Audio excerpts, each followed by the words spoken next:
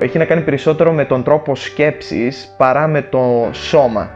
Απλώς παρατήρησα ότι ένιωθα πάρα πολύ άνετα με άτομα τα οποία διέθεταν το ίδιο σώμα με μένα. Το να προσπαθείς να πολεμήσεις για τα δικαιώματά σου είναι κάτι διαφορετικό από το να προσπαθείς να αλλάξεις τα μυαλά κάποιου.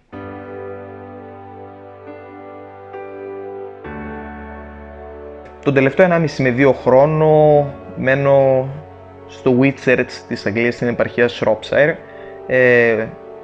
στην κεντρική Αγγλία. Είναι ένα μικρό μέρος, σαν ένα χωριό ουσιαστικά. Μπορείς να κάνεις οτιδήποτε θέλεις στην προσωπική σου ζωή. Γι' αυτό άλλωστε είναι και προσωπική ζωή. Σε αντίθεση με την Ελλάδα, στην οποία θεωρούμε ότι η προσωπική ζωή είναι σαν ιός. Μπορεί να μολύνει κάποιον ή να μολύνει τη ζωή κάποιου άλλου, αν εκτεθεί σε αυτήν. Και πολλές φορές έχω παρατηρήσει μάλιστα ότι οι Έλληνες θα προσπαθήσουν εσκεμμένα να εκτεθούν στην προσωπική ζωή του άλλου, γιατί πολύ απλά δεν έχουν δική τους. Μου είναι δύσκολο να εντοπίσω την ακριβή ηλικία στην οποία κατάλαβα αυτού του είδους την έλξη που είχα. Νομίζω ότι ήταν κάτι με το οποίο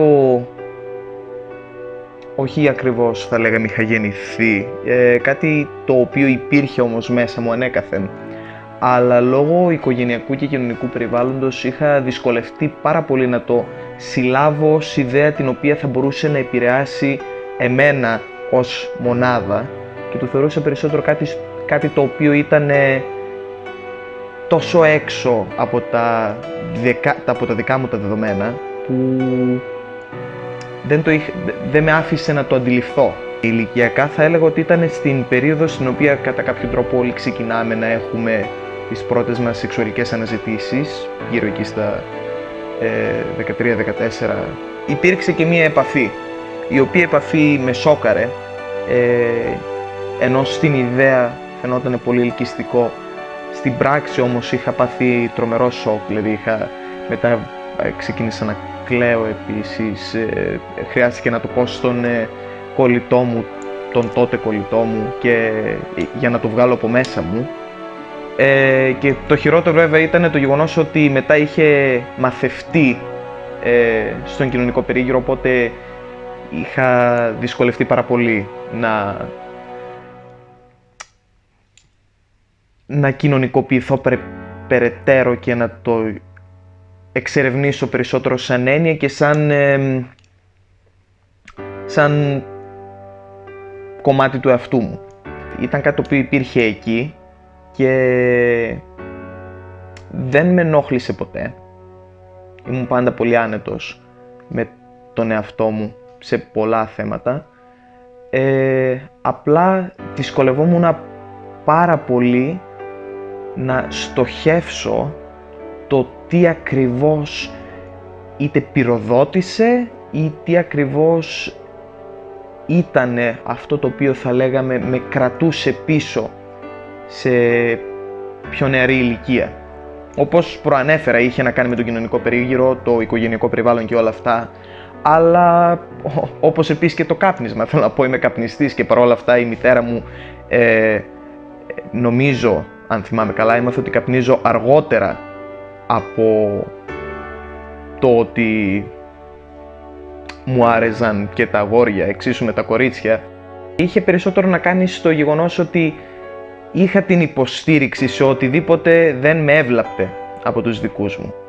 Βέβαια η παραπληροφόρηση προκαλεί φόβο. Πολλοί Έλληνες γονείς θεωρούν πως ομοφυλοφιλία ισούται με AIDS, το οποίο είναι κάτι εξαιρετικά άσχημο, γιατί αν το καλοσκεφτείς, ναι, υπάρχει ο κίνδυνος, αλλά σε καμία περίπτωση δεν ζούμε στα 80s για να είμαστε τόσο πίσω και να συγχαίουμε αυτές τις δύο έννοιες. Ποτέ δεν κοιτούσα να βρω το τέλειο. Κοιτούσα να βρω κάτι το οποίο έκανε εμένα να νιώθω άνετα. Η μητέρα μου είχε φίλους οι οποίοι κατάφεραν να το αποδεχτούν αυτό το πράγμα για τον εαυτό τους στα 50, έχοντας γυναίκα και παιδιά. Come out στους γονείς μου έκανα όταν ένιωσα ότι είχα τον πρώτο μου έρωτα.